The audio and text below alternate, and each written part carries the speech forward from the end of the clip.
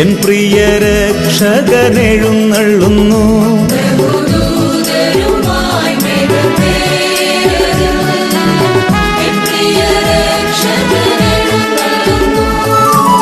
സർവമിഴികളും ദർശിച്ചിടുമാ പ്രത്യക്ഷത N യേശു വരുമ്പോൾ.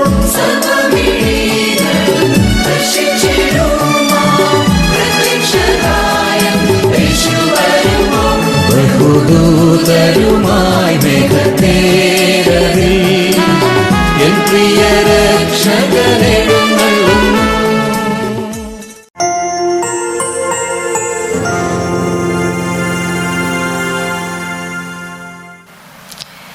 വരുവിൻ, നാം യഹോവയ്ക്ക് ഉല്ലസിച്ച് ഘോഷിക്കാം, നമ്മുടെ രക്ഷയുടെ പാറയ്ക്ക് ആർപ്പിടുക. നാം സ്തോത്രത്തോടെ അവൻ്റെ സന്നിധിയിൽ ചെല്ലുക, സങ്കീർത്തനങ്ങളോടെ അവന് ഘോഷിക്കാം. ദൈവനാമത്തിന് മഹത്വമുണ്ടായിരിക്കട്ടെ. എല്ലാവർക്കും മനോഹരമായ ഒരു ശബദ്ദിന ആശംസ നേരുന്നു. ആലപ്പുഴ പത്തനംതിട്ട സെക്ഷൻ്റെ വുമൻസ് മിനിസ്ട്രിയുടെ ആഭിമുഖ്യത്തിൽ നടത്തപ്പെടുന്നതായ ഓൺലൈൻ ശാബത്ത് സ്കൂൾ ശുശ്രൂഷയിലേക്ക് ഏവരെയും ഹാർദമായി സ്വാഗതം ചെയ്തുകൊള്ളുന്നു. ഞങ്ങളെ കേട്ടുകൊണ്ടിരിക്കുന്നതായ ലോകമെമ്പാടുമുള്ള എല്ലാ ദൈവമക്കളെയും ദൈവം ഇനിയും ധാരാളമായി അനുഗ്രഹിക്കുമാറാകട്ടെ. ഈ ശുശ്രൂഷയുടെ തുടർച്ചയായി നമുക്കെല്ലാവർക്കും എഴുന്നേറ്റ് നിന്നുകൊണ്ട് നമ്മുടെ സത്യപ്രതിഭ ഗാനങ്ങളിലെ 68ാമത്തെ ഗാനം നമുക്ക് ഒരുമിച്ച് ചേർന്ന് പാടാം.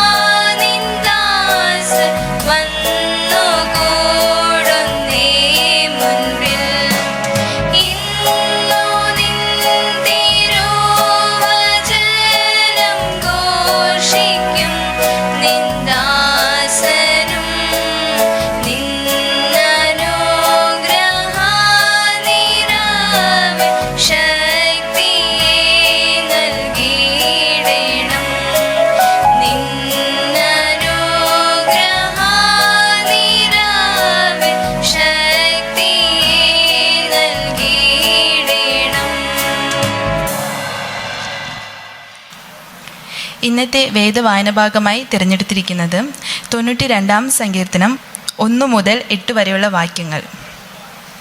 യഹോവയ്ക്ക് സ്തോത്രം ചെയ്യുന്നതും അത്യുന്നതനായുള്ളവയെ നിന്റെ നാമത്തെ കീർത്തിക്കുന്നതും 10 കമ്പിയുള്ള വാദിത്രം കൊണ്ടും വീണ കൊണ്ടും ഗംഭീരസ്വരമുള്ള കിന്നരം കൊണ്ടും രാവിലെ നിന്റെ ദയയും രാത്രിതോറും നിന്റെ വിശ്വസ്തതയും വർണ്ണിക്കുന്നത് നല്ലത്. യഹോവേ, നിന്റെ പ്രവൃത്തികൾ കൊണ്ട് നീ എന്നെ സന്തോഷിപ്പിക്കുന്നു. ഞാൻ നിന്റെ കൈകളുടെ പ്രവൃത്തികളെക്കുറിച്ച് ഘോഷിച്ചുല്ലസിക്കുന്നു. യഹോവേ, നിന്റെ പ്രവൃത്തികൾ എത്ര വലിയവയാകുന്നു! നിന്റെ വിചാരങ്ങൾ അത്യന്തം അഗാധമായവ തന്നെ. മൃഗപ്രായനായ മനുഷ്യൻ അത് അറിയുന്നില്ല, മൂഢൻ അത് ഗ്രഹിക്കുന്നതുമില്ല. ദുഷ്ടന്മാർ പുല്ലുപോലെ മുളയ്ക്കുന്നതും നീതികേട് പ്രവർത്തിക്കുന്നവരൊക്കെയും തഴയ്ക്കുന്നതും എന്നേക്കും നശിച്ചു പോകേണ്ടതിനാകുന്നു. നീയോ യഹോവേ എന്നേക്കും അത്യുന്നതനാകുന്നു. വായിച്ച വചനങ്ങളാൽ ദൈവം നമ്മളെ ഓരോരുത്തരെയും അനുഗ്രഹിക്കുമാറാകട്ടെ. ഈ സമയത്ത് നമുക്ക് കണ്ണുകളും അടച്ച് പ്രാർത്ഥിക്കാം. അടിയങ്ങളെ അതിവാത്സ്യമ സ്നേഹിക്കുകയും പരിപാലിക്കുകയും ചെയ്യുന്ന വാഴ്ത്തപ്പെട്ട സ്വർഗീയ നല്ലവനും പിതാവേ, ഈ പരിശുദ്ധ ദിവസത്തിൽ ദൈവത്തെ ആരാധിപ്പാനായി ഞങ്ങൾക്ക് എല്ലാവർക്കും ലഭിച്ച ഈ അവസരത്തെ ഓർത്ത് ഞങ്ങൾ അങ്ങേ നന്ദിയോടെ സ്തുതിക്കുന്നു. അനേകർക്ക് ലഭിക്കാത്തൊരവസരം ഏഴുകളും ദോഷികളും പാപികളുമാകുന്ന അടിയങ്ങളുടെ ജീവിതത്തെ കൂട്ടിത്തന്ന കൃപയ്ക്ക് ഞങ്ങൾ അങ്ങേ നന്ദിയോടെ സ്തുതിക്കുന്നു. ഇതെല്ലാം എൻ്റെ പിതാവിൻ്റെ കൃപ ഒന്നുകൊണ്ട് മാത്രമാണെന്ന് അടിയങ്ങൾ മനസ്സിലാക്കുന്നു. ഈ സമയത്ത് ഞങ്ങളെ കേട്ടുകൊണ്ടിരിക്കുന്നതായ എല്ലാവരെയും ദൈവകരങ്ങളിലേക്ക് സമർപ്പിക്കുന്നു. അവിടുന്ന് അനുഗ്രഹിക്കുമാറാകണമേ. വിശേഷാൽ വനിതകളെ ഓർത്ത് പ്രാർത്ഥിക്കുന്നു. എൻ്റെ പിതാവിൻ്റെ വേല ഞങ്ങൾക്ക് ശക്തിയോടെ ചെയ്യുവാനുള്ള ദൈവകൃപ എൻ്റെ പിതാവെ അങ്ങ് അവിടുന്ന് നൽകുമാറാകണമേ. ഈ പരിശുദ്ധ ദിവസത്തിൽ നടക്കുന്ന എല്ലാ പ്രാർത്ഥനകളിലും ഞങ്ങളുടെ ജീവിതത്തിൽ അനുഗ്രഹമായി മാറണമേ എന്ന് പ്രാർത്ഥിക്കുന്നു. ഞങ്ങൾ കേൾക്കുന്ന ശാബത്ത് സ്കൂൾ പഠനം അത് ഞങ്ങളുടെ ജീവിതത്തിൽ പ്രാവർത്തികമാക്കുവാനുള്ള കൃപ ഞങ്ങൾക്ക് അവിടുന്ന് നൽകുമാറാണമേ. അടിയങ്ങളുടെ പ്രാർത്ഥനയുടെ കൃപയ്ക്ക് നന്ദി പറയുന്നു. എല്ലാം യേശു ക്രിസ്തുവിൻ്റെ നാമത്തിൽ തന്നെ. ആമേൻ. ദൈവനാമത്തിന് മഹത്വം ഉണ്ടായിരിക്കട്ടെ. Happy Shabbat. ഇന്ന് നമ്മുടെ മിഷൻ റിപ്പോർട്ടിൻ്റെ തലക്കെട്ട് ക്ഷമിക്കുന്ന മാതാവ് 1-ാം ഭാഗം. ഇത് ചാർമീൻ കൂ എന്ന് പറയുന്നതായ 38 വയസ്സുള്ള ഒരു യുവതിയുടെ കഥയാണ്. അവരുടെ ജീവിതം അവർ യേശുവിന് സമർപ്പിച്ചപ്പോൾ കുറേ വർഷങ്ങളായിട്ട് അവരുടെ മനസ്സിലിങ്ങനെ പോരാടിക്കൊണ്ടിരുന്നതായ ഒരു പാപത്തെക്കുറിച്ച് പരിശുദ്ധാത്മാവ് അവർക്ക് ബോധ്യം വരുത്തി. അതെന്തായെന്ന് ചോദിച്ചു കഴിഞ്ഞാൽ 5-ാമത്തെ കൽപ്പന ലംഘനമായിരുന്നു. നിൻ്റെ അപ്പനെയും അമ്മയും ബഹുമാനിക്കുക എന്നുള്ളതായ കൽപ്പന അവർ വർഷങ്ങളായിട്ട് ലംഘിച്ചുകൊണ്ടിരിക്കുന്ന ഒരു ഓർമ്മ അവരുടെ മനസ്സിൽ വന്നു. ഈ ചാർമീൻ കു എന്നതായ വ്യക്തി ഈ പാപം തിരിച്ചറിഞ്ഞപ്പോൾ അവർ സങ്കീർത്തനം 139 സങ്കീർത്തനം 23-24 വാക്യങ്ങൾ അവർ ഇപ്രകാരം വായിച്ചു. ദൈവമേ, എന്നെ ശോധന ചെയ്ത് എൻ്റെ ഹൃദയത്തെ അറിയണമേ, എന്നെ പരീക്ഷിച്ച് എൻ്റെ നിലവുകളെ അറിയണമേ, വ്യസനത്തിലുള്ള മാർഗ്ഗം എന്നിലുണ്ടോ എന്ന് നോക്കി ശാശ്വത മാർഗത്തിൽ എന്നെ നടത്തണമേ എന്ന് പ്രാർത്ഥിച്ചു. യഥാർത്ഥത്തിൽ ഈ പ്രശ്നം അവരുടെ ജീവിതത്തിൽ ഉണ്ടായത് എങ്ങനെയാണെന്ന് ചോദിച്ചാൽ, ചാർമീൻ്റെ ജന്മദേശമായ മലേഷ്യയിൽ ഇവരായിരുന്ന സമയത്ത് അവിടെ ഒരു അക്രൈസ്തവനെ ഈ സ്ത്രീ സ്നേഹിക്കുകയുണ്ടായി. പക്ഷേ അവരുടെ അമ്മയ്ക്ക് അത് തീരെ ഇഷ്ടമായിരുന്നില്ല. അത് അവർ കൂടെ അവരുടെ ആൺ സുഹൃത്തിനെ എടുത്ത് വ്യക്തമാക്കുകയും അദ്ദേഹം കൂടെ ഈ അമ്മയുടെ അടുത്ത് ചെന്ന് ഹലോ പറയുമ്പോൾ അവരത് മനഃപൂർവ്വമായിട്ട് അദ്ദേഹത്തെ അവഗണിക്കുന്നതായൊരു സാഹചര്യം പലപ്പോഴും ഉണ്ടായി.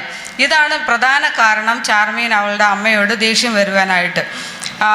ഈ അമ്മയെപ്പോലെ തന്നെ ചാർമീൻ ഒരു കഠിന ഹൃദയായൊരു പെൺകുട്ടിയായിരുന്നത് കൊണ്ട് തന്നെ അമ്മയെപ്പോലെ തന്നെ അവരും അമ്മയോട് വാശി പിടിക്കാനായിട്ട് തുടങ്ങി. അമ്മയെ എത്രമാത്രം പ്രയാസപ്പെടുത്തുന്നോ അത്രമാത്രം ആനന്ദം അവരുടെ ജീവിതത്തിൽ ഉണ്ടായി. ഒരു വിധത്തിലും അമ്മയുമായി സമയം ചെലവഴിക്കുവാൻ ഈ പെൺകുട്ടി ഇഷ്ടപ്പെടുന്നിരുന്നില്ല. അങ്ങനെ ഇരിക്കുമ്പോഴാണ് ഈ 5-ാം കൽപ്പനയുടെ ഒരു ബോധ്യം അവരുടെ മനസ്സിലുണ്ടായത്. അപ്പോൾ ദൈവത്തോട് കൂടുതലായി എനിക്ക് ക്ഷമിക്കുവാനുള്ളതായ ഒരു കഴിവ് തരണമേ എന്ന് അപേക്ഷിച്ചു കൊണ്ടേയിരുന്നു. അങ്ങനെ 2 വർഷക്കാലം ഈ ചാർമീൻ ഈ ഒരു പ്രാർത്ഥന തന്നെ നയിച്ചുകൊണ്ടിരുന്നു. പക്ഷെ അമ്മയെ കാണുമ്പോൾ ദേഷ്യമാണ് വരുന്നത്. അമ്മ ആഹാരം പാചകം ചെയ്ത് മുറിയിൽ വന്ന് കൊട്ടുന്നത് പോലും ചാർമീൻ ഇഷ്ടമായിരുന്നില്ല. അത്രമാത്രം ഒരു മര്യാദഘട്ട മകളായിരുന്നു അവർ സ്വയമേ സാക്ഷ്യപ്പെടുത്തുന്നുണ്ട്. അതിനുശേഷം അവർ 2 മാസത്തോളം അമ്മയോട് സംസാരിക്കാതെ ഇരുന്നു. പിന്നീട് ക്ഷമിക്കാനാകുമോ ഇല്ലയോ എന്നുള്ളതായ ആ ഒരു പ്രയാസം മനസ്സിൽ കിടന്നുകൊണ്ട് ശക്തമായിട്ട് ഈ കുട്ടി ദൈവത്തോട് പ്രാർത്ഥിക്കാനായിട്ട് തുടങ്ങി. ഒരു പ്രഭാതത്തിൽ മത്തായി 6-ാം അധ്യായം 14-15 യേശുവിൻ്റെ വാക്കുകൾ അവർ വായിച്ചു. നിങ്ങൾ മനുഷ്യരോട് അവരുടെ പിഴകളെ ക്ഷമിക്കാഞ്ഞാലോ നിങ്ങളുടെ പിതാവ് നിങ്ങളുടെ പിഴകളെയും ക്ഷമിക്കുകയില്ല എന്ന് വായിക്കുവാനായിട്ട് സാധിച്ചു. പിന്നീട് ഈ ചാർമീൻ എലൻ ജി വൈറ്റിൻ്റെ സ്റ്റെപ്സ് ടു ക്രൈസ്റ്റ് എന്ന ബുക്ക് വായിക്കുകയും സ്വയത്തെ കീഴ്പ്പെടുത്തണം എന്നുള്ളതായൊരു ബോധ്യം അവർക്കുണ്ടാകുവാനായിട്ടും തുടങ്ങി. വിശുദ്ധിയിലേക്ക് അവരെ ദൈവം വിളിക്കുന്നു എന്ന് അവർക്ക് ബോധ്യമായി.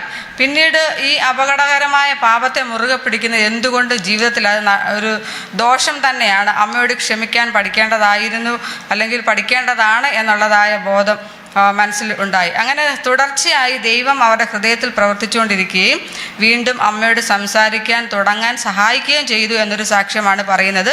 അവർ അതിനുവേണ്ടി ദൈവത്തിന് കോടാനുകൂടി സ്തോത്രം ചെയ്യുന്നു. അത് നല്ലൊരു തുടക്കമായിരുന്നു എന്നവർ പറയുന്നു. അവരെ മാറ്റുവാനായിട്ട് പരിശുദ്ധാത്മാവിനോട് പ്രാർത്ഥിക്കുകയും ഇനി അമ്മയെ കൂടെ മാറ്റണം, അമ്മയുടെ മനോഭാവത്തിനും കൂടെ മാറ്റം വരണം എന്ന് സ്ത്രീ പ്രാർത്ഥിച്ചുകൊണ്ടേയിരിക്കുന്നു.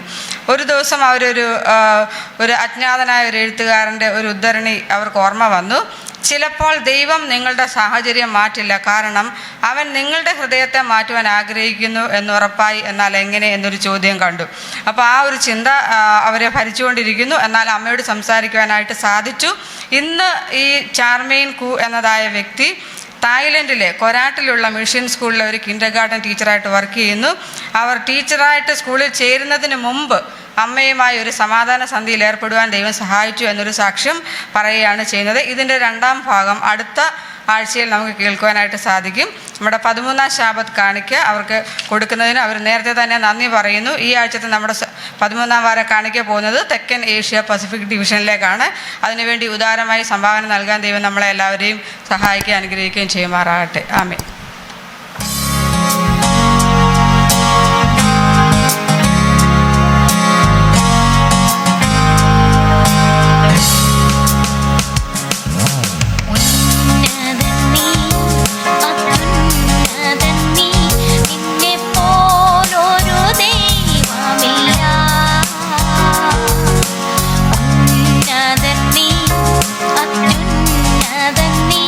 നിന്നെ പോലൊരു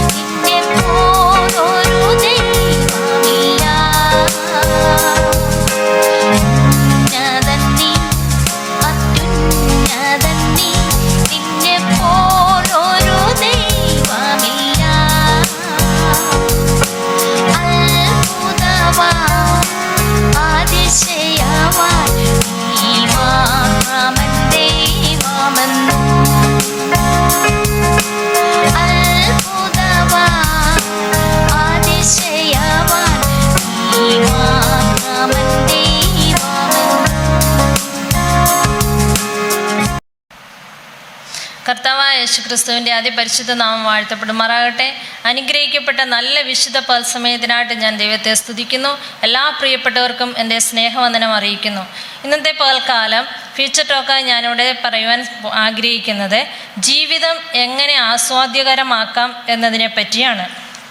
ഒരിക്കൽ അലക്സാണ്ടർ ചക്രവർത്തിയോട് ഒരു തത്വചിന്തകൻ വന്നിട്ട് ചോദിച്ചു, പ്രഭോ, റോം കീഴടക്കി കഴിഞ്ഞാൽ അങ്ങയുടെ അടുത്ത ലക്ഷ്യം എന്താണ്?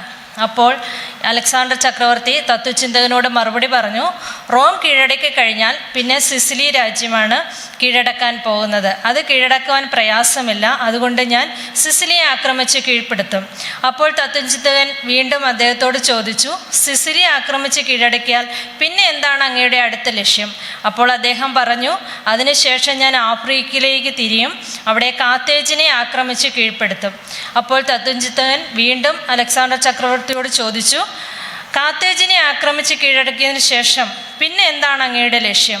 അപ്പോൾ അലക്സാണ്ടർ ചക്രവർത്തി മറുപടി പറഞ്ഞു, അതിനുശേഷം ഞാൻ ഗ്രീസിലേക്ക് തിരിയും. അപ്പോൾ തത്വചിന്തകൻ വീണ്ടും അലക്സാണ്ടർ ചക്രവർത്തിയോട് പറഞ്ഞു, പ്രഭോ, വളരെ ഭവ്യതയോടെയാണ് ചോദിക്കുന്നതുകൊണ്ട് അങ്ങയ്ക്ക് വിരോധമൊന്നും തോന്നരുത്. ഈ യുദ്ധവിജയങ്ങളുടെ എല്ലാം പ്രയോജനം എന്താണെന്ന് അങ്ങയ്ക്കൊന്ന് പറയാമോ? എല്ലാ രാജ്യങ്ങളും കീഴടക്കിയതിന് ശേഷം ഞാൻ സ്വസ്ഥമായിരുന്ന ജീവിതം ആസ്വദിക്കും. ഇതാണ് അലക്സാണ്ടർ ചക്രവർത്തി ഈ തത്വചിന്തകനോട് പറഞ്ഞ മറുപടി. അതിനുള്ള മറുപടിയായിട്ട് വീണ്ടും ഈ തത്വചിന്തകൻ അലക്സാണ്ടർ ചക്രവർത്തിയോട് വേറൊരു ചോദ്യമാണ് ഉന്നയിച്ചത്. ഇപ്പോൾ അങ്ങേക്ക് എന്തുകൊണ്ട് സ്വസ്ഥമായിരുന്നൊരു ജീവിതം നയിക്കുവാൻ സാധിക്കുന്നില്ല? പ്രിയമുള്ളവരെ, നമുക്കറിയാം, ചരിത്രം നമ്മെ പഠിപ്പിക്കുന്നത് അലക്സാണ്ടർ ചക്രവർത്തിയുടെ അഭിലാഷങ്ങളൊന്നും പൂവണിഞ്ഞില്ല എന്നതാണ്. സ്വസ്ഥമായിരുന്ന ജീവിതം ആസ്വദിക്കാൻ കഴിയുന്നതിന് മുമ്പ് തന്നെ അദ്ദേഹം ഈ ലോകത്തോട് വിടവാങ്ങി. ജീവിതം മുഴുവൻ വ്യയം ചെയ്ത് നേടിയ സാമ്രാജ്യമെല്ലാം വിഭജിക്കപ്പെട്ടു. ഒടുവിലെല്ലാം ചരിത്രത്തിൻ്റെ ഭാഗമായിട്ട് തീർന്നു. അമിതമായിട്ട് സമ്പാദിക്കാനും വെട്ടിപ്പിടിക്കാനും മനുഷ്യരുടെ മുമ്പിൽ വലിയവരാകാനും ശ്രമിക്കുന്നവർക്കൊക്കെ സംഭവിക്കുന്ന അതിദാരുണമായ ഒരു സംഭവമാണ് അലക്സാണ്ടർ ചക്രവർത്തിയുടെ ജീവിതത്തിലും സംഭവിച്ചത്. ജീവിതം ആസ്വാദ്യകരമാകുന്നതിന് നമ്മുടെ നേട്ടങ്ങളും ഓട്ടങ്ങളും കൊണ്ടല്ല, ജീവിതത്തിൽ സന്തോഷിക്കുന്നതിനായി പുതുതായിട്ട് എന്തെങ്കിലും നമുക്ക് നേടേണ്ട ആവശ്യമില്ല. ചിലർ ചിന്തിക്കും, കുറേ കൂടെ പണമുണ്ടാക്കിയാൽ, അല്ലെങ്കിൽ നല്ലൊരു ജോലി നേടിയാൽ, അല്ലെങ്കിൽ കുറേ അറിവ് നേടിയാൽ ജീവിതം സന്തോഷപൂർണ്ണമാക്കാം എന്ന് ചിന്തിക്കുന്നവരുണ്ട്. പക്ഷേ ശാന്തമായ ഒരു ഹൃദയമാണ് ജീവിതാസ്വാദനത്തിന് അത്യാവശ്യമായിട്ടുള്ളത്. ആ ശാന്തത ലഭ്യമാകണമെങ്കിൽ ദൈവത്തിലുള്ള വിശ്വാസവും ആശ്രയവും നമുക്ക് വേണം. വളരുവാനും ഉയരുവാനുമുള്ള അമിതമായ ആഗ്രഹം ഹൃദയശാന്തത നഷ്ടപ്പെടുത്തി കളയാം. നമുക്കറിയാം, വലിയ വേഗതയിൽ ഓടുന്ന ഒരു വാഹനത്തിൽ നമ്മൾ സഞ്ചരിച്ചു കഴിഞ്ഞാൽ പുറത്തുള്ള ദൃശ്യങ്ങളോ മനുഷ്യരെ ഒന്നും നമുക്ക് കാണാൻ സാധിക്കത്തില്ല. അതെല്ലാം മിന്നി മാഞ്ഞു പോകുന്നത് പോലെയാണ് നമുക്ക് തോന്നുന്നത്. പക്ഷേ വേഗത കുറഞ്ഞ ഒരു വാഹനത്തിലാണ് നമ്മൾ സഞ്ചരിക്കുന്നെങ്കിൽ പുറത്തെ ദൃശ്യങ്ങളെല്ലാം വളരെ മനോഹരമായിട്ട് നമുക്ക് കാണുവാനായിട്ട് സാധിക്കും. അതുപോലെയാണ് ഈ മനസ്സിനെ ശാന്തമാക്കിയാൽ മാത്രമേ പൂവിൻ്റെ മനോഹാരിതയും നിലാവിൻ്റെ കുളിർമയും ബന്ധങ്ങളുടെ മാധുര്യവും ഒക്കെ നമുക്ക് സാധിക്കുവാൻ കഴിയുകയുള്ളൂ. നമുക്കറിയാം, അമിതമായ സ്പീഡിൽ ഓടിക്കഴിഞ്ഞാൽ അത് വളരെ അപകടം തന്നെയാണ്. അതിനാൽ നമുക്ക് പ്രാർത്ഥിക്കാനും സ്നേഹിക്കാനും നിശബ്ദമായിരിക്കാനും ഒക്കെ നാം സമയം കണ്ടെത്തണം. ഒത്തിരി നേടിയിട്ട് ഒന്നും ആസ്വദിക്കാനും സന്തോഷിക്കാനും കഴിയുന്നില്ലെങ്കിൽ അതല്ലേ നമ്മുടെ ജീവിതത്തിലെ ഏറ്റവും വലിയ ദുരന്തം. തിരുവചനത്തിൽ ഇപ്രകാരം രേഖപ്പെടുത്തിയിരിക്കുന്നു. യെശയ്യാ പ്രവാചകന്റെ പുസ്തകം 52-ാം അധ്യായം അതിൻ്റെ 12-ാമത്തെ വാക്യം, നിങ്ങൾ ബദ്ധപ്പാടോടെ പോകുകയില്ല, ഓടിപ്പോകുകയുമില്ല. യഹോവ നിങ്ങൾക്ക് മുമ്പായി നടക്കും, ഇസ്രായേലിൻ്റെ ദൈവം നിങ്ങൾക്ക് പിൻപടയായിരിക്കും. പ്രിയമുള്ളവരെ, പലതും വെട്ടിപ്പിടിക്കാനുള്ള നെട്ടോട്ടത്തിൽ നിയന്ത്രണം വിട്ട് ഓടുന്നത് കൊണ്ടാണ് നമുക്ക് പലതും ആസ്വദിക്കാൻ സാധിക്കാതെ പോകുന്നത്. കർത്താവിനോട് തൊട്ട് നാം ദൈവകൽപ്പനകളെ പ്രമാണിച്ച് ദൈവത്തിൻ്റെ വഴിയെ സഞ്ചരിച്ചാൽ നമ്മുടെ ജീവിതം നമുക്ക് ആസ്വാദികരമാക്കി തീർക്കുവാനായിട്ട് സാധിക്കും. അതിന് കർത്താവ് നമ്മെ സഹായിക്കട്ടെ എന്ന് പറഞ്ഞുകൊണ്ട് എൻ്റെ ഫ്യൂച്ചർ ടോക്ക് അവസാനിപ്പിക്കുന്നു. ദൈവം നമ്മെ എല്ലാം അനുഗ്രഹിക്കുമാറാകട്ടെ. ആമേൻ. ഈ ശുശ്രൂഷയുടെ അവസാനമായി നമുക്കെല്ലാവർക്കും നമ്മുടെ സത്യപ്രതിഭ ഗാനങ്ങളിലെ 1130 ഗാനം കൊയറുമായി ചേർന്ന് പാടാം.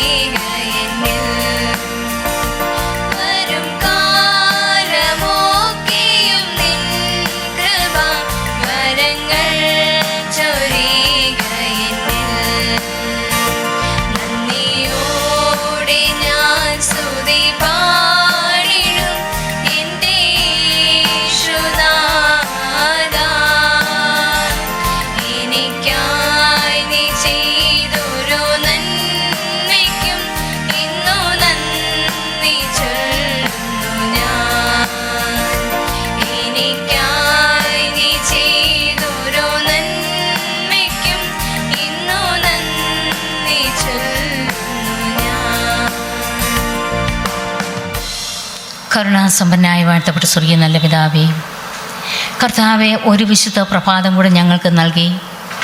ഈ പ്രഭാതത്തിൽ പല ഭവനങ്ങളിലും പലയിടങ്ങളിലുമായിരുന്നു ഞങ്ങൾക്ക് വിശുദ്ധ ദേവാലയത്തിൽ ഒരുമിച്ച് കൂടുവാനും ഞങ്ങൾക്ക് ഒരുമിച്ച് ദൈവത്തെ മഹത്വപ്പെടുത്തുവാനും ദൈവം നൽകിയതായ കൃപയ്ക്കായി സ്തോത്രം. കർത്താവെ, ഈ സമയം വരെയും കർത്താവെ, ദൈവമേ, ശാബ് സ്കൂൾ പ്രോഗ്രാമിലായിരുന്ന കുഞ്ഞുങ്ങളെയൊക്കെയും ദൈവകരങ്ങൾ സമർപ്പിക്കുന്നു. കർത്താവെ, ദൈവം ഏൽപ്പിക്കുന്ന വേല വിശ്വസ്തയോടെ ചെയ്യുവാൻ തക്കവണ്ണം കുഞ്ഞുങ്ങളെ അവിടുന്ന് ബലപ്പെടുത്തുന്ന കൃപയ്ക്കായി സ്തോത്രം ചെയ്യുന്നു. കർത്താവെ, ദൈവമേ, ഈ സമയം വരെയും നടന്നതായ എല്ലാ പ്രോഗ്രാമിലും കർത്താവ് ഫ്യൂച്ചർ ടോക്ക് പറഞ്ഞ കുഞ്ഞുങ്ങളെയൊക്കെയും ദൈവത്തിൻ്റെ സാന്നിധ്യവും കൃപയും കൂടെ ഇരിക്കണമെന്ന് പ്രാർത്ഥിക്കുന്നു. ലോകത്തെമ്പാടും നടക്കുന്ന വിശുദ്ധ ശാബ് സ്കൂളിനെയും വിശുദ്ധ ആരാധനയും ദൈവകരങ്ങൾ സമർപ്പിക്കുന്നു. കർത്താവെ, കൂടി വരുവാൻ ആഗ്രഹിക്കുന്ന എല്ലാ മക്കളെയും തക്ക സമയത്ത് നിന്നെ കൂട്ടി വരുത്തണമെന്ന് പ്രാർത്ഥിക്കുന്നു. കർത്താവെ, അതുപോലെ തന്നെ തുടർന്ന് കർത്താവെ, പാഠപഠനം നടക്കാൻ പോകുന്നു, പാഠം പഠിപ്പിക്കുന്നതായ കർത്താവെ, മകനെയോ മകളെയോ കർത്താവെ, നീ അവിടുന്ന് കാത്തു സൂക്ഷിക്കണം, പരിപാലിക്കണം. അങ്ങയുടെ നെടുമറവിൽ നിന്നുകൊണ്ട് കർത്താവ് മറിഞ്ഞിരിക്കുന്ന മർമ്മത്തെ അവിടുന്ന് വെളിപ്പെടുത്തുവാൻ തക്കവണ്ണം ദൈവം സഹായിക്കണമെന്ന് പ്രാർത്ഥിക്കുന്നു. കേൾക്കുന്ന വചനത്തിനനുസരണമായിട്ട് ജീവിപ്പാൻ ഞങ്ങളെ എല്ലാവരും അവിടുന്ന് സഹായിക്കണമെന്ന് പ്രാർത്ഥിക്കുന്നു. കർത്താവെ, ഈ അന്ത്യനാളിൽ ഞങ്ങൾ ജീവിച്ചിരിക്കുമ്പോൾ കർത്താവെ, ദൈവം ഏൽപ്പിക്കുന്നതായ വയല കർത്താവ് വിശ്വസ്തയോടെ ചെയ്യുവാൻ തക്കൊണ്ട് ഞങ്ങളെ സഹായിക്കണമെന്ന് പ്രാർത്ഥിക്കുന്നു. ഞങ്ങളുടെ തെറ്റുകൾ, കുറ്റങ്ങൾ, കുറവുകളൊക്കെയും ക്ഷമിക്കണമേ. മാനുഷികമായ എല്ലാ ബലഹീനതകളും നിറഞ്ഞവരാണ് എങ്കിലും സ്വർഗീയ പിതാവേ, ഞങ്ങളുടെ ബലഹീനത അവിടുന്ന് ഓർക്കരുതേ, കണക്കെടില്ലേ എന്ന് പ്രാർത്ഥിക്കുന്നു. കർത്താവെ, തുടർന്നുള്ളതായ കർത്താവ് പാഠപഠനത്തിലും തുടർന്നുള്ളതായ ആരാധനയിലും ഒക്കെയും ദൈവത്തിൻ്റെ സാന്നിധ്യം കൂടെ ഇന്ന് ഞങ്ങളെ ഏവരെയും അവിടുന്ന് അനുഗ്രഹിച്ച് പറഞ്ഞയക്കണം. മാനവ മഹത്വം അവിടുന്ന് എടുക്കണം. താഴ്മയും വിനീതമായി അപേക്ഷിക്കുന്നു. കൃപയോട് കേൾക്കുമാറാകണമേ.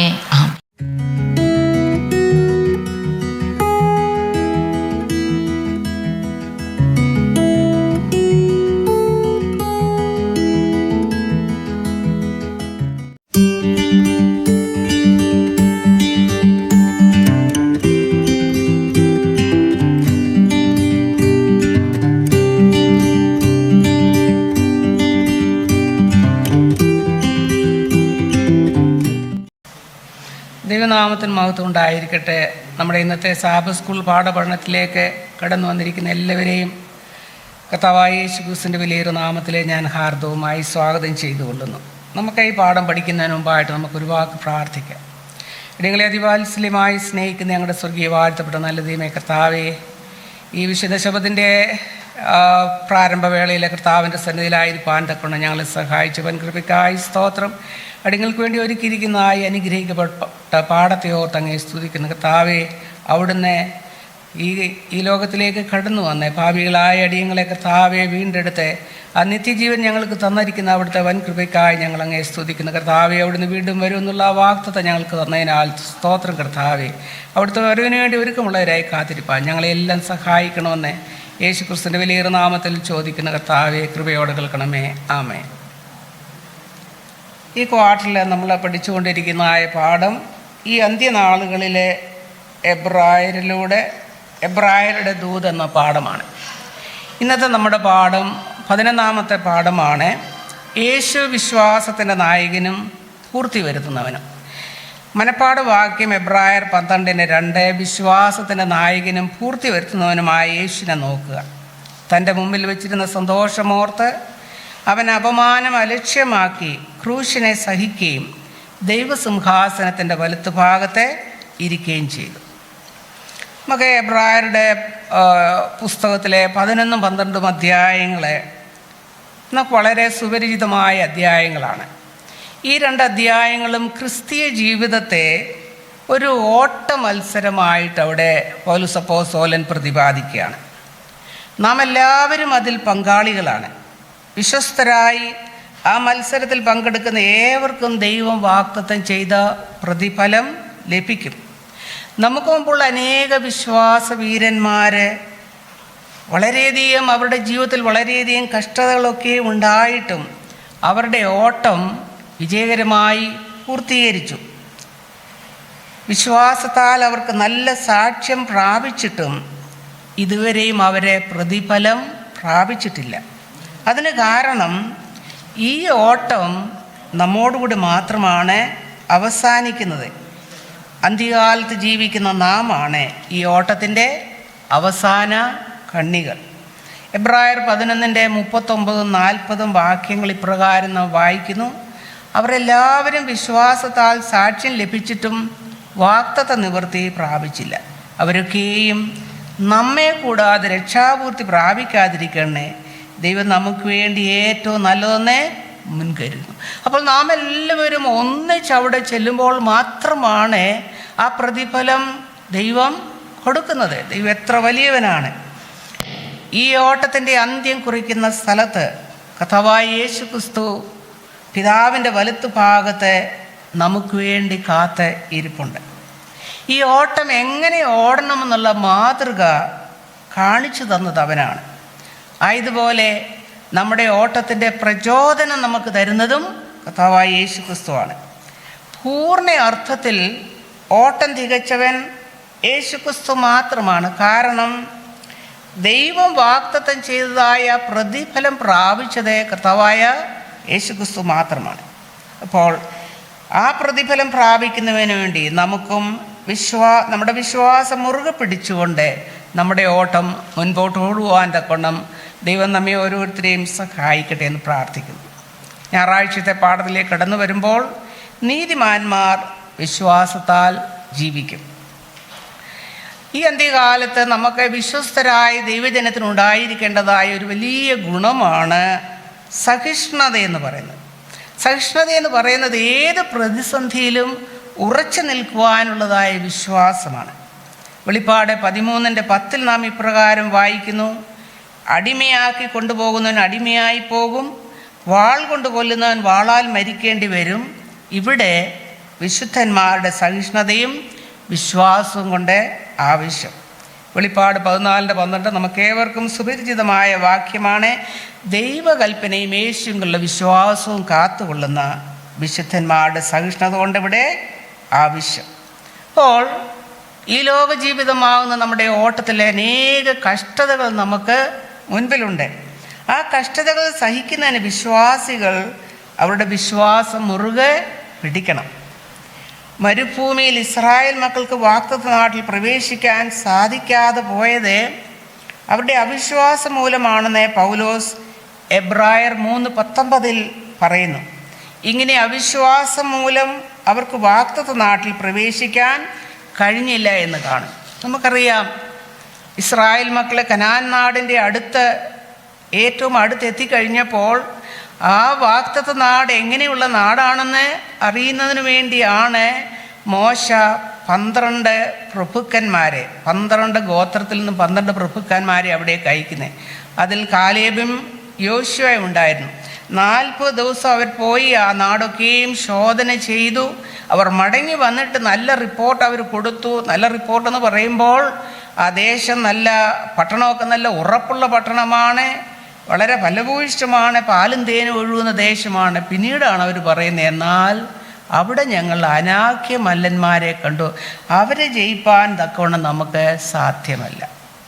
അത് കേട്ടപ്പോൾ കാലേബ് പറയുകയാണ്, ഇന്നയോളം നമ്മെ നടത്തി, ഇത്രയും നമ്മളെ അത്ഭുതകരമായിട്ട് നമ്മെ നടത്തിയതായ ദൈവം ആ ജനത്തെ തോൽപ്പിക്കുവാൻ തക്കോണം ദൈവം നമ്മോട് കൂടെയുണ്ട്, അതുകൊണ്ട് നമുക്ക് മുൻപോട്ട് പോകാമെന്ന് പറഞ്ഞു. എന്നാൽ അവർ അത് വിശ്വസിച്ചില്ല. അതിൻ്റെ ഫലമായിട്ട് അവർക്കൊക്കെ 40 വർഷത്തോളം അവർക്ക് ആ മരുഭൂമിയിൽ അലഞ്ഞ് നടക്കേണ്ടതായിട്ട് വന്നു. എബ്രായർ 10:39 നാം വായിക്കുന്നത്, നാമോ നാശത്തിലേക്ക് പിന്മാറുന്നവരുടെ കൂട്ടത്തിലല്ല, വിശ്വസിച്ച് ജീവരക്ഷ പ്രാപിക്കുന്നവരുടെ കൂട്ടത്തിലത്രേ ആകുന്നു. വിശ്വാസത്തെക്കുറിച്ചുള്ള ഒരു വിശദീകരണം പൗലോസ് അപ്പോസ്തലൻ ഹബക്കക്ക് പുസ്തകത്തിലെ ഒരു ഉദ്ധരണിയിൽ കൂടെ അവതരിപ്പിക്കുകയാണ്. എബ്രായരുടെ പുസ്തകത്തിൽ അവിടെ ഹബക്കക്ക് പ്രവാചകൻ ദൈവത്തോട് ചോദിക്കുകയാണ്, ദൈവമേ, എന്തുകൊണ്ടാണ് നീതിമാന്മാരെ അടിച്ചമർത്ത ദുഷ്ടന്മാരെ അവിടുന്ന് സഹിക്കുന്നത്? കാരണം ഹബക്കക്ക് പ്രവാചകനും എൻ്റെ പ്രവാചകന്മാരും ദുഷ്ടജനങ്ങളെക്കുറിച്ച് വളരെയധികം കഷ്ടത അനുഭവിക്കുകയായിരുന്നു. ഹബക്കക്ക് 1:13-14 നമുക്ക് വായിക്കാം. ദോഷം കണ്ടുകൂടാതെ വണ്ണം നിർമ്മല ദൃഷ്ടിയുള്ളവനും പീഡനം കാണുവാൻ കഴിയാത്തവനുമായുള്ളവേ, ദ്രോഹം പ്രവർത്തിക്കുന്നവരെ നീ വെറുതെ നോക്കുന്നതും ദുഷ്ടൻ തന്നിലും നീതിമാനായവനെ വിഴുങ്ങുമ്പോൾ നീ മിണ്ടാതിരിക്കുന്നതും മനുഷ്യരെ സമുദ്രത്തിലെ മത്സ്യങ്ങളെ പോലെയും അധിപതിയില്ലാത്ത ഇഴജാതികളെ പോലെയും ആക്കുന്നത് എന്ത്? നമ്മളെ ഹബക്കക്കിൻ്റെ പുസ്തകം 1-ാം അധ്യായം 1-ാം വാക്യത്തിൽ നമ്മൾ വായിക്കുന്ന ഹബക്കക്ക് പ്രവാചകൻ അയ്യം വിളിക്കുന്നു പറഞ്ഞാൽ കരഞ്ഞുകൊണ്ട് പറയുകയാണ്, കർത്താവേ നീ എന്തുകൊണ്ട് ഇത് അനുവദിക്കുന്നതെന്ന്. എന്നാൽ ദൈവം അവർക്ക് വേണ്ടി ദൈവത്തിൻ്റെ ഉത്തരം എന്തായിരുന്നു? ഹബക്കക്ക് 2, 3, 4 വാക്യങ്ങൾ നമുക്ക് കാണാം. അവിടെ നാം വായിക്കുന്നത്, ദർശനത്തിന് ഒരു അവധി വച്ചിരിക്കുന്നു, അത് സമാപ്തിയിലേക്ക് ബന്ധപ്പെടുന്നു, സമയം തെറ്റുകയില്ല, അത് വൈകിയാലും അതിനായി കാത്തിരിക്കുക, അത് വരും നിശ്ചയം, താമസിക്കുകയില്ല, നീതിമാനോ വിശ്വാസത്താൽ ജീവിക്കും. അപ്പോൾ ദൈവത്തോട് പറയുകയാണ്, ദൈവത്തിൻ്റെ വാഗ്ദത്ത പൂർത്തീകരണത്തിന് ഒരു സമയമുണ്ട്, അതുകൊണ്ട് അവർ കാത്തിരിക്കേണ്ട ആവശ്യമുണ്ട്. അതുപോലെ ദൈവം നമ്മോടും പറയുകയാണ്, നാമും ദൈവത്തിൻ്റെ വരവിന് വേണ്ടി കാത്തിരിക്കേണ്ട ആവശ്യമുണ്ട്. എബ്രായർ 10:37 നാം വായിക്കുന്നത്, ഇനിയും എത്രയും അല്പകാലം കഴിഞ്ഞിട്ട് വരുവാനുള്ളവൻ വരും, താമസിക്കുകയില്ല, എൻ്റെ നീതിമാൻ വിശ്വാസത്താൽ ജീവിക്കും. ഇത് കർത്താവായ യേശു ക്രിസ്തുവിനെ സൂചിപ്പിക്കുകയാണ്. ദൈവം വാഗ്ദത്തം നൽകിയതുപോലെ കർത്താവായ യേശു ക്രിസ്തു ഒന്നാമത് വന്നു കഴിഞ്ഞു. ഇനിയുമുള്ളത് കർത്താവിൻ്റെ 2-ാം വരവാണ്. ഇനി നിയോഗിക്കപ്പെട്ട അപ്പോയിൻറ്റഡ് ടൈം, നിയോഗിക്കപ്പെട്ട സമയത്ത് അവൻ വീണ്ടും വരും. എബ്രായർ 9:27-28 നാം ഇപ്രകാരം വായിക്കുന്ന, എന്നാൽ ലോകാവസാനത്തിൽ സ്വന്തം യാഗം കൊണ്ട് പാപപരിഹാരം വരുത്തുവാൻ ഒരിക്കൽ പ്രത്യക്ഷനായി, ഒരിക്കൽ മരിക്കുകയും പിന്നെ ന്യായവിധി മനുഷ്യർക്ക് നിയമിച്ചിരിക്കയാൽ ക്രിസ്തുവും അങ്ങനെ തന്നെ അനേകരുടെ പാപങ്ങളെ ചുമപ്പാൻ ഒരിക്കൽ അർപ്പിക്കപ്പെട്ട് തനിക്കായി കാത്തു നിൽക്കുന്നുണ്ട് രക്ഷയ്ക്കായി അവൻ പാപം കൂടാതെ 2ാമത് പ്രത്യക്ഷനാകും. എനിക്ക് തോന്നുന്നത് ഇവിടെ മാത്രമാണ് കർത്താവ്, പല സ്ഥലങ്ങളിലും നമ്മൾ വായിക്കുന്നുണ്ട് കർത്താവ് വീണ്ടും വരും, വേഗം വരും, എന്നാൽ 2ാമത് കർത്താവ് പ്രത്യക്ഷനാകും എന്ന് പറയുന്നത് ഈ എബ്രായർ 9:28 വാക്യത്തിലാണ്. റോമർ 1:17 നാം വായിക്കുന്നത്, ദൈവത്തിൻ്റെ നീതി വിശ്വാസം ഹേതുവായും വിശ്വാസത്തിനായിക്കൊണ്ടും വെളിപ്പെടുന്നു. ഇവിടെ പൗലോസ് അപ്പോസ്തലൻ അർത്ഥമാക്കുന്നത്, ദൈവം അവൻ്റെ വാഗ്ദത്തങ്ങളോട് വിശ്വസ്തതയുള്ളവനാണ്. നമ്മുടെ കർത്താവ് വാഗ്ദത്തങ്ങളിൽ വിശ്വസ്തനാണ്. 2 തീമോത്തിയോസ് 2:13 നാം വായിക്കുന്നത്, നാം അവിശ്വസ്തരായി തീർന്നാലും അവൻ വിശ്വസ്തനായി പാർക്കുന്നു, തൻ്റെ സ്വഭാവം ത്യജിപ്പാൻ അവനെ കഴിയുകയില്ലല്ലോ. ദൈവം തൻ്റെ വാഗ്ദത്തങ്ങളോടെ വിശ്വസ്തനായി നിലകൊള്ളുന്നത് കൊണ്ട് നീതിമാന്മാർ വിശ്വസ്തരായി നിലനിൽക്കും. അടുത്തതായിട്ട് എബ്രായർ 11 അനേക വിശ്വാസ വീരന്മാരെ കുറിച്ച് പൗലോസ് അപ്പോസ്തലൻ അവിടെ പ്രതിപാദിക്കുന്നുണ്ട്. അതുപോലെ എന്താണ് വിശ്വാസമെന്ന് എബ്രായർ 1:1 നാം വായിക്കുന്നു, വിശ്വാസം എന്നതോ ആശിക്കുന്നതിൻ്റെ ഉറപ്പും കാണാത്ത കാര്യങ്ങളുടെ നിശ്ചയവുമാകുന്നു. ഇസ്രായേലിൻ്റെ ചരിത്രത്തിൽ നിന്ന് അനേക വിശ്വാസ വീരന്മാരെ കുറിച്ച് ഈ അധ്യായം പ്രതിപാദിക്കുന്നു. ഇതിലേറ്റവും പ്രധാനപ്പെട്ടത് അബ്രഹാമാണ്. അബ്രഹാമിനെ വിശ്വാസികളുടെ പിതാവെന്നാണ് വിളിക്കുന്നത്, നമുക്ക് ഏവർക്കും അറിയാം. ദൈവത്തിലുള്ള അബ്രഹാമിൻ്റെ അടിയുറച്ച വിശ്വാസം അബ്രഹാമിൻ്റെ ജീവിതത്തിലെ ഉടനീളം നമുക്ക് കാണുവാൻ തക്കവണ്ണം സാധിക്കും. എബ്രായർ 11:8 വിശ്വാസത്താൽ അബ്രഹാം തനിക്ക് അവകാശമായി കിട്ടുവാൻ ദേശത്തേക്ക് യാത്രയാവാൻ വിളിക്കപ്പെട്ടാറെ അനുസരിച്ച് എവിടേക്ക് പോകുന്നെന്നറിയാതെ പുറപ്പെട്ടു. ഞാൻ നിന്നെ വലിയൊരു ജാതിയാക്കും, നിന്നിൽ ഭൂമിയിലെ സകല വംശങ്ങളും അനുഗ്രഹിക്കപ്പെടും എന്നാണ് ദൈവം അബ്രഹാമിനോട് പറഞ്ഞത്. അബ്രഹാമിനെ ദൈവം വിളിക്കുമ്പോൾ അബ്രഹാമിന് 75 വയസ്സായിരുന്നു. അബ്രഹാമും തൻ്റെ ഭാര്യയായ സാറയും സഹോദരപുത്രനായ ലോത്തിൻ്റെ കുടുംബവും അവരൊന്നിച്ചാണ് കനാൻ നാട്ടിലെത്തിയത്. കനാൻ നാട്ടിൽ വന്ന് 10 വർഷത്തിന് ശേഷവും അബ്രഹാമിന് മക്കളൊന്നും ഉണ്ടായില്ല.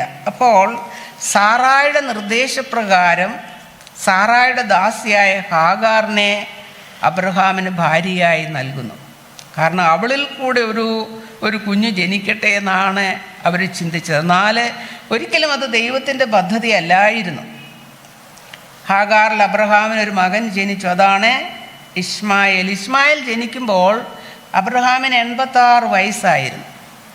അതിനുശേഷം അബ്രഹാമിന് വീണ്ടും ഒരു 14 വർഷം കൂടെ ഒരു കുഞ്ഞിന് വേണ്ടി, വാഗ്ദത്ത സന്തതിക്ക് വേണ്ടി കാത്തിരിക്കേണ്ടി വന്നു.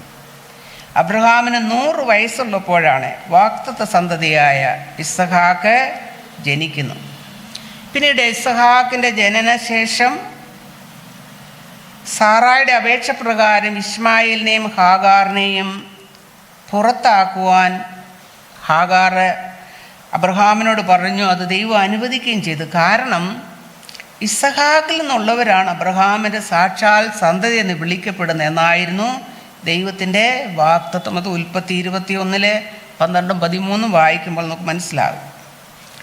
അങ്ങനെ ഇസ്ഹാക്കിൻ്റെ ജനനശേഷം കുട്ടിയുടെ മുലകുടിയൊക്കെ മാറി അവൻ ബാലനായിരുന്ന സമയത്ത് ദൈവം അബ്രഹാമിനെ വീണ്ടും പരീക്ഷിക്കുകയാണ്. ദൈവം അബ്രഹാമിനെ വിളിച്ചിട്ട് അബ്രഹാമിനോട്, അബ്രഹാമേ, നീ സ്നേഹിക്കുന്ന നിൻ്റെ ഏകജാതനായ മകനെ മോറിയ മലയിൽ യാഗം അർപ്പിക്കണമെന്ന് ദൈവം അബ്രഹാമിനോട് ആവശ്യപ്പെടുകയാണ്. തീർച്ചയായിട്ടും ഇത് കേട്ടപ്പോൾ അബ്രഹാം വളരെയധികം വിഷമിച്ചു കാണും. എന്നാൽ വിശ്വാസത്താൽ അബ്രഹാം ഇസ്ഹാക്കിനെ യാഗം കഴിക്കുവാൻ സന്നദ്ധനായി. കാരണം അബ്രഹാമിൻ്റെ ദൈവത്തിലുള്ള അടിയുറച്ച വിശ്വാസമാണ്. ഇസ്ഹാക്ക് മരിച്ചാലും അവനെ ഉറപ്പിപ്പാൻ ദൈവം ശക്തനാണെന്ന് അബ്രഹാം വിശ്വസിച്ചു. ഇത് ദൈവവുമായുള്ള അബ്രഹാമിൻ്റെ മുൻകാല അനുഭവമാണ് ആ തീരുമാനം എടുക്കുവാൻ അബ്രഹാമിനെ പ്രേരിപ്പിച്ചത്. കാരണം അബ്രഹാമിന് 100 വയസ്സായി, മൃതപ്രായവൻ എന്ന് പറഞ്ഞാൽ അവൻ്റെ ശരീരം നിർജീവമായ അവസ്ഥയിലായിരുന്നു, വൃദ്ധനായി, ഇനി ഒരു കുഞ്ഞിന് ജന്മം നൽകുവാൻ സാധിക്കയില്ല എന്ന് ചിന്തിച്ചിരുന്ന സമയത്താണ് അബ്രഹാമിനൊരു കുഞ്ഞിനെ ജന്മം നൽകുവാൻ തക്കണം ദൈവം അനുവദിച്ചു. ആയതുപോലെ സാറയുടെ ഗർഭപാത്രം നിർജീവത്വവും അബ്രഹാമിനെ അറിയാമായിരുന്നു. എന്നാൽ ദൈവത്തിൻ്റെ വാഗ്ദത്തത്തിൽ സംശയിക്കാതെ വിശ്വാസത്തിൽ അബ്രഹാം ശക്തിപ്പെട്ടു. ദൈവം വാഗ്ദത്തം ചെയ്ത് നിവർത്തിപ്പാൻ ശക്തനെന്ന് അബ്രഹാം പൂർണ്ണമായി വിശ്വസിച്ചു. മരിച്ചവരുടെ ഇടയിൽ നിന്ന് ഉയർത്തെഴുന്നേറ്റവനെ പോലെ ഇസ്ഹാക്കിനെ അബ്രഹാമിനെ ലഭിച്ചു. അബ്രഹാമിനെ പോലെ നമ്മുടെ ജീവിതത്തിലും പരീക്ഷകൾ കടന്നു വരുമ്പോൾ നമ്മൾ വിശ്വാസം ത്യജിക്കാതെ വിശ്വാസത്തോടെ നിലനിൽക്കുവാൻ തക്കവണ്ണം ദൈവത്തിൻ്റെ കൃപയ്ക്കായി നമുക്ക് പ്രാർത്ഥിക്കാം. അടുത്ത മോശ കഴിഞ്ഞാൽ വിശ്വാസവീരന്മാരുടെ പട്ടികയിൽ രണ്ടാമത് അബ്രഹാം കഴിഞ്ഞാൽ രണ്ടാമത് മോശയാണ്. വിശ്വാസ ജീവിതത്തിൽ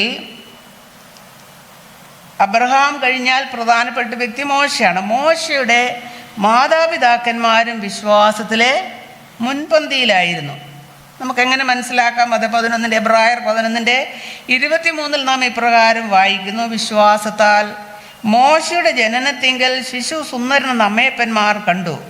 രാജാവിൻ്റെ കൽപ്പന ഭയപ്പെടാതെ അവനെ 3 മാസം ഒളിപ്പിച്ചു. ഫറവോ രാജാവിൻ്റെ കൽപ്പന ഭയപ്പെടാതെയാണ് അവർ മോശയെ ഒളിപ്പിച്ചു വെച്ചത്. അപ്പോൾ അവരുടെ വിശ്വാസം വളരെ വലുതായിരുന്നു. പിന്നീട് മോശ താൻ വളർന്നപ്പോൾ പാപത്തിൻ്റെ തൽക്കാല ഭോഗത്തെക്കാളും ദൈവജനത്തോട് കഷ്ടമനുഭവിക്കുന്നത് തിരഞ്ഞെടുത്തു. എന്നാൽ മോശയുടെ ഏറ്റവും സവിശേഷമാകുന്ന പ്രവൃത്തി എന്നത് ഫറവോൻ്റെ പുത്രിയുടെ മകനെന്ന് വിളിക്കപ്പെടുന്നത് നിരസിച്ചു. എബ്രായർ 11:24 വായിക്കും. അന്നത്തെ ഏറ്റവും പ്രബലമായ രാഷ്ട്രത്തിൻ്റെ മിസ്രൈമിൻ്റെ ഭരണാധികാരിയായി മാറാവുന്ന സാധ്യത തള്ളിക്കളഞ്ഞാണ് മിസ്രൈമിലെ നിക്ഷേപങ്ങളെക്കാൾ ക്രിസ്തുവിൻ്റെ നിന്ന വലിയ ധനമെന്ന് മോശ എണ്ണിയത്.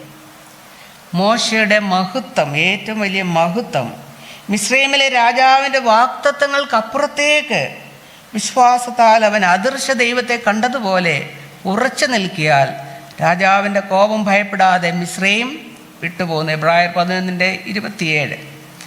ഈ ലോകത്തിലെ ധനത്തിലോ പ്രശസ്തിയിലോ അല്ല മോശ നോക്കിയത്, പിന്നെയോ ദൈവം വാഗ്ദത്തം ചെയ്ത മഹാപ്രതിഫലത്തിലായിരുന്നു മോശയുടെ ദൃഷ്ടി. അതുകൊണ്ട് മഹാപ്രതിഫലമുള്ള ധൈര്യം തള്ളിക്കളയരുതെന്ന് പൗലോസ് അപ്പോസ്തലൻ എബ്രായ വിശ്വാസികളോട് പറയുകയാണ്. അത് എബ്രായർ 10:35 നമുക്ക് വായിക്കാം.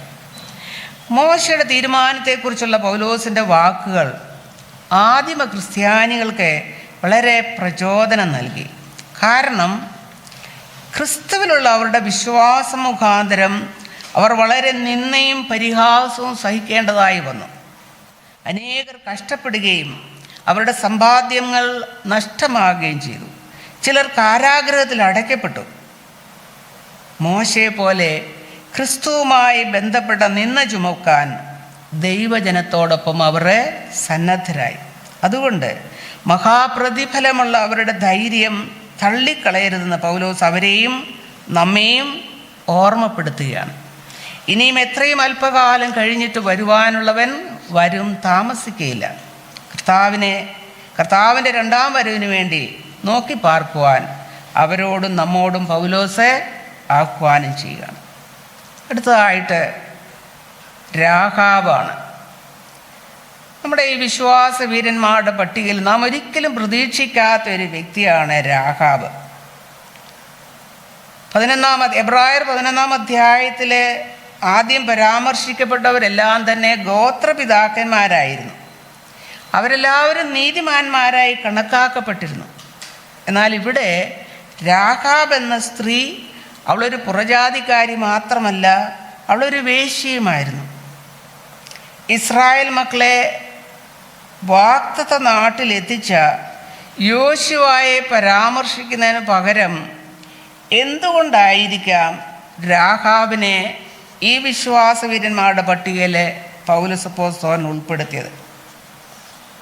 നമുക്കറിയാം, മറ്റ് വിശ്വാസവീരന്മാരൊക്കെയും ദൈവത്തിൻ്റെ അത്ഭുത പ്രവൃത്തി നേരിട്ട് കണ്ട് അത് അനുഭവിച്ചറിഞ്ഞവരാണ്. എന്നാൽ രാഹാബിനെ സംബന്ധിച്ചിടത്തോളം ദൈവത്തിൻ്റെ അത്ഭുത പ്രവൃത്തികളൊന്നും അവൾ നേരിട്ട് കണ്ടിട്ടില്ല. ചെങ്കടലിലെ വെള്ളം വറ്റിച്ച് ഉണങ്ങിയ നിലത്തൂടെ ഇസ്രായേൽ മക്കളെ അക്കരെ കടത്തിയതും, ആയതുപോലെ പകൽ മേഘസ്തംഭവും രാത്രി അഗ്നിസ്തംഭവുമായി അവരെ നടത്തിയതോ, പാറയിൽ നിന്ന് വെള്ളം നൽകിയതും സ്വർഗീയ മന്ന നൽകി അവരെ പോഷിപ്പിച്ചതും ഒന്നും അവൾ കണ്ടിട്ടില്ല. അവളത് കണ്ടില്ല, എന്നാൽ അവളത് കേട്ടു.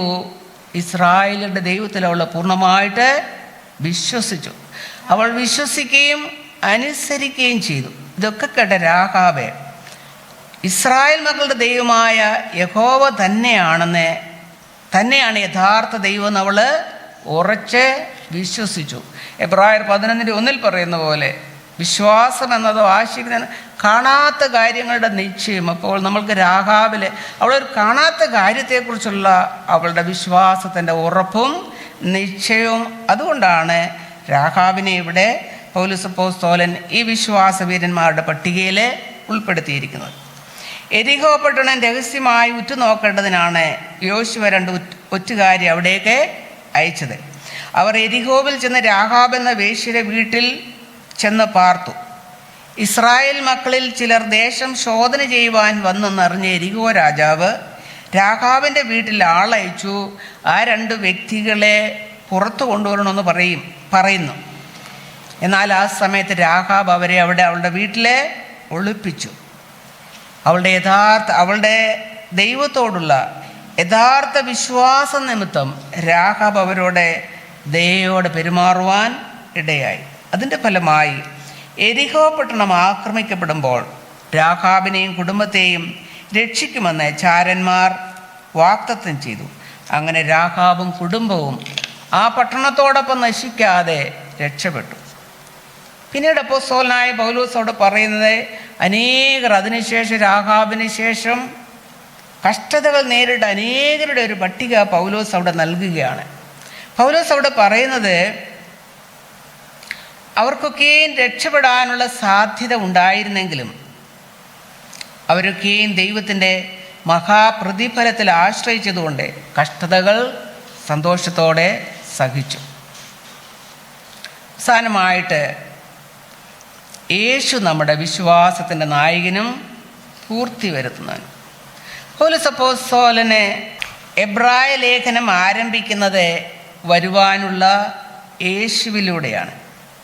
എബ്രായർ 10:37 ഇപ്രകാരം വായിക്കുന്നു, ഇനിയും എത്രയും അല്പകാലം കഴിഞ്ഞിട്ട് വരുവാനുള്ളവൻ വരും, താമസിക്കുകയില്ല.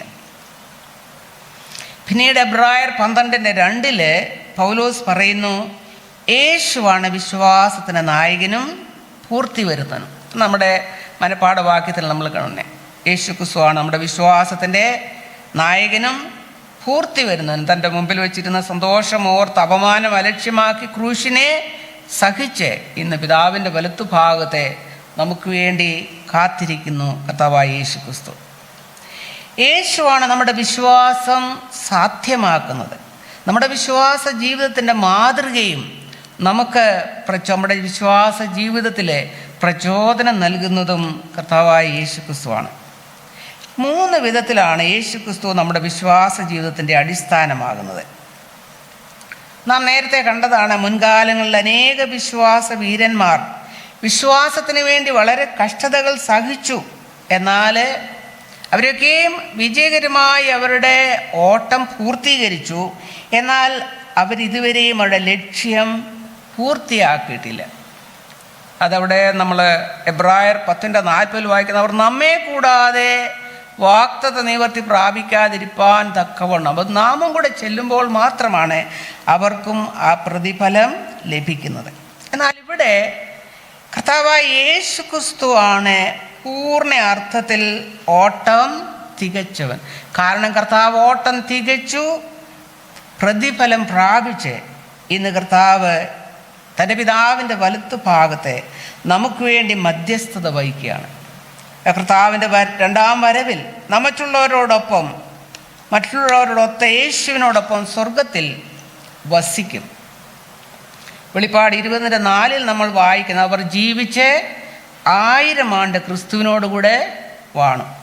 അതുപോലെ നമുക്ക് വളരെ സുപരിചിതമായ വാക്യമാണ് യോഹന്നാൻ 14:3, ഞാൻ നിങ്ങൾക്ക് സ്ഥലമൊരുക്കുവാൻ പോകുന്നു, ഞാൻ പോയി നിങ്ങൾക്ക് സ്ഥലമൊരുക്കിയാൽ ഞാൻ ഇരിക്കുന്നിടത്ത് നിങ്ങളും ഇരിക്കണേ, പിന്നെ നിങ്ങളെ വന്ന് എൻ്റെ അടുക്കൽ ചേർത്തു. അപ്പോൾ കർത്താവ് രണ്ടാമത് വന്ന് നമ്മെ ചേർത്ത് കൊള്ളുവാൻ തക്കോണം കർത്താവ് ഒരുക്കമുള്ളവനായി കാത്തിരിക്കുകയാണ്. അപ്പോൾ യേശു ക്രിസ്തു ഒന്നാമത് നമ്മൾ കണ്ടത് കർത്താവായ യേശു ക്രിസ്തുവാണ് വിശ്വാസത്തിൻ്റെ പൂർണ്ണ അർത്ഥത്തിൽ ഓട്ടം തികച്ചവൻ കർത്താവായ യേശു ക്രിസ്തുവാണ്. രണ്ടാമത് കർത്താവായ യേശു ക്രിസ്തുവിൻ്റെ പരിപൂർണ ജീവിതമാണ് മറ്റുള്ളവരെ ഓട്ടമോടുവാൻ സാധ്യമാക്കുന്നത്. ക്രൂശിൽ കിടന്നുകൊണ്ട് കർത്താവ് പറഞ്ഞത് സകലവും നിവർത്തിച്ചിരിക്കുന്നു. അപ്പോൾ കർത്താവിൻ്റെ ഈ ലോകത്തിലെ ആ ദൗത്യം പൂർണ്ണമായി നിവർത്തിച്ചുകൊണ്ട് കർത്താവ് അവസാനമായി പറയുകയാണ്, സകലവും നിവർത്തിയായെന്ന് പറഞ്ഞുകൊണ്ട് തൻ്റെ ആത്മാവിനെ പിതാവിൻ്റെ കയ്യിലേക്ക് ഭരമേൽപ്പിക്കുകയാണ്. യേശു വന്നില്ലായിരുന്നുവെങ്കിൽ നമ്മുടെയും മറ്റുള്ളവരുടെയും എല്ലാം ഓട്ടം നിഷ്ഫലമായേനെ.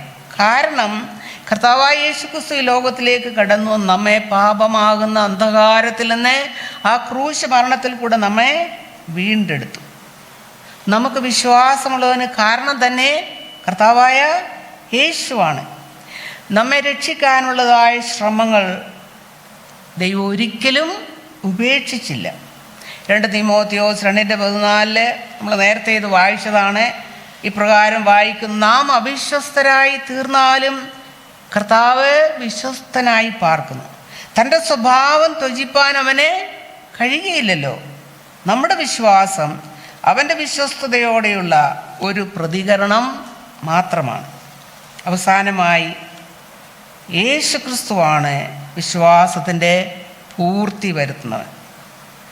വിശ്വാസത്തിൻ്റെ ഓട്ടം എപ്രകാരമാണ് ഓടണമെന്നുള്ളതിൻ്റെ പൂർണ്ണ മാതൃകയാണ് അവൻ. അവൻ നമുക്ക് വേണ്ടി സ്വർഗത്തിലെ സകല മഹിമയും വെടിഞ്ഞു.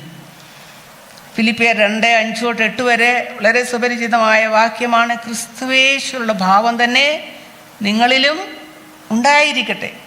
അവൻ ദൈവരൂപത്തിലിരിക്കെ ദൈവത്തോടുള്ള സമത്വം മുറുകെ പിടിച്ചോളണമെന്ന് വിചാരിക്കാതെ ദാസരൂപമെടുത്ത് മനുഷ്യ സാദൃശ്യത്തിലായി തന്നെത്താൻ ഒഴിച്ച് വേഷത്തിൽ മനുഷ്യനായി വിളങ്ങി തന്നെത്താൻ താഴ്ത്തി മരണത്തോളം, ക്രൂശിലെ മരണത്തോളം തന്നെ അനുസരണമുള്ളവനായി തീർന്നു.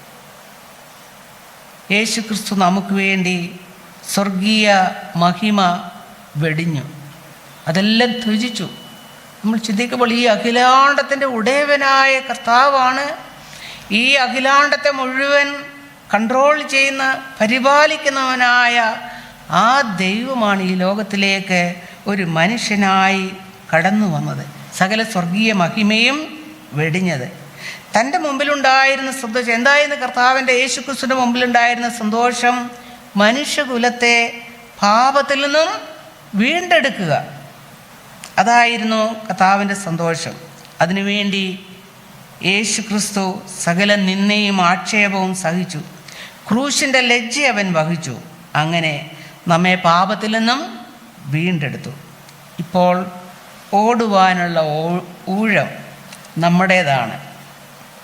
നമ്മുടെ സ്വന്തം ശക്തിയിൽ കർത്താവായ യേശു ക്രിസ്തു നേടിയത് നമുക്കൊരിക്കലും നേടുവാൻ തക്കവണ്ണം സാധിക്കുകയില്ല. എന്നാൽ നമ്മളപ്പോൾ അപ്പോസ്തലനായ പൗലോസ് പറയുന്ന പോലെ, എന്നെ ശക്തനാക്കുന്നവൻ മുഖാന്തരം ഞാൻ സകലത്തിനും മതിയാകുന്ന കർത്താവായ യേശു ക്രിസ്തുവിനോടൊപ്പം നമ്മൾ ഓടുമ്പോൾ തീർച്ചയായും നമ്മുടെ ഓട്ടം വളരെ വിജയകരമായിട്ട് പൂർത്തീകരിക്കാൻ നമുക്ക് സാധിക്കും. ആ ഓട്ടത്തിൽ അനേക കഷ്ടങ്ങളും പ്രയാസങ്ങളും പ്രതിസന്ധികളും ഒക്കെ നാം തരണം ചെയ്തിട്ടുണ്ട്. എന്നാൽ ദൈവം നമുക്ക് അതിനുള്ള ശക്തി നൽകും.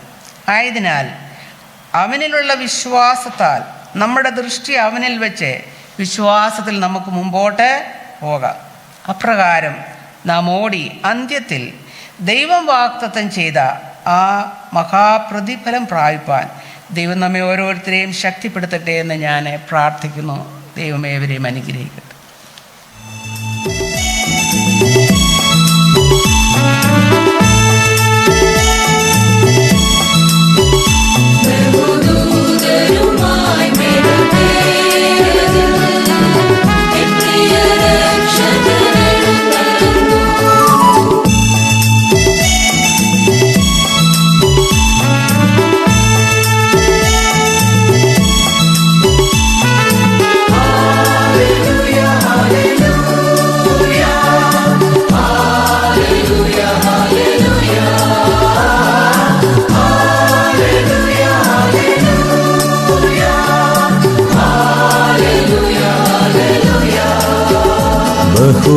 ബഹുദൂതരുമായി മേഘത്തേരതിൽ എൻ പ്രിയ രക്ഷകനെഴുന്നള്ളുന്നു.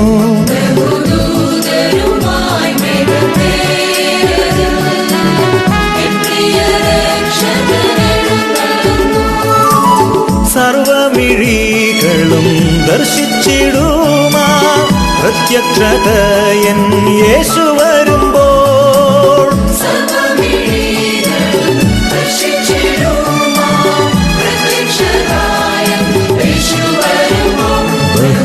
ബഹുദൂതരുമായി മേഘത്തേരതിൽ എൻ പ്രിയ രക്ഷകനെഴുന്നള്ളുന്നു.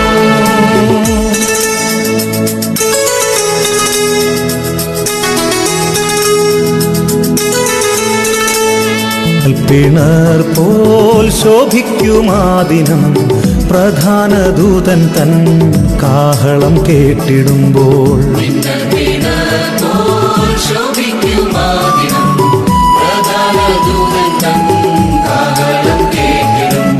ശുദ്ധരിൻ ഗണമുയർക്കുമക്ഷയരായി മറുരൂപം പ്രാപിക്കും അന്നാളിൽ നാം.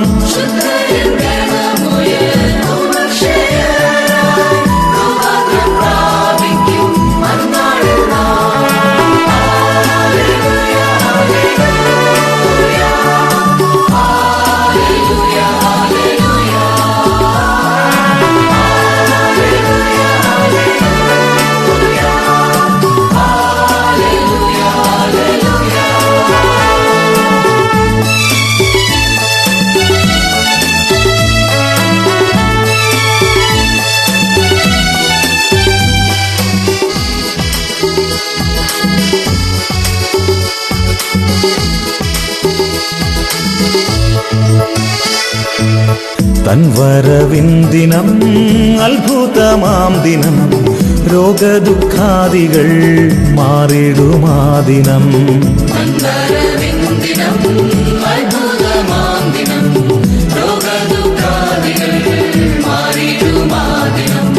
നമുക്കായൊരുക്കിയ അത്ഭുത ഭവനം കർത്തൻ വരവിനായൊരുങ്ങിടുക.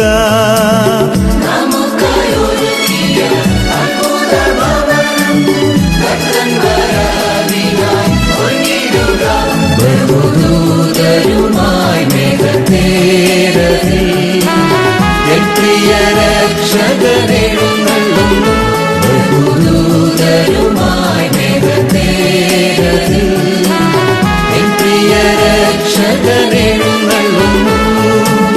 സർവമിഴികളും ദർശിച്ചിടുമാ പ്രത്യക്ഷതയൻ യേശു വരുമ്പോൾ.